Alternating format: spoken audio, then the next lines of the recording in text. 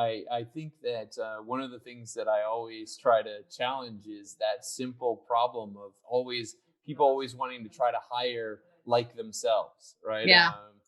And obviously that can lead to a ton of problems and challenges, and so it always feels like many organizations seem to constantly trying to level set back to to maybe a broader spectrum and different way of kind of structuring the culture.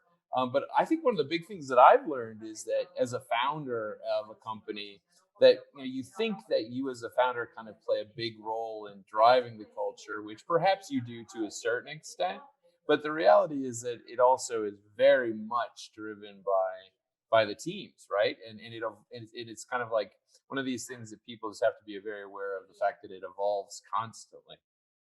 Yeah, I absolutely agree with you. Culture is a passed down process, but it's something that is owned at every level of leadership and even amongst non leaders, right? We can influence without authority within an organization, culture in a very strong direction, either towards the positive or towards the negative. So, yeah, I think the idea that CEOs set the tone for culture may be true to a small extent, but I mean, I can tell you, I worked at Oracle for a long time, and our leader, as everyone knows, Larry Ellison, had a particular style, and that style drove many of the larger decisions that existed at Oracle.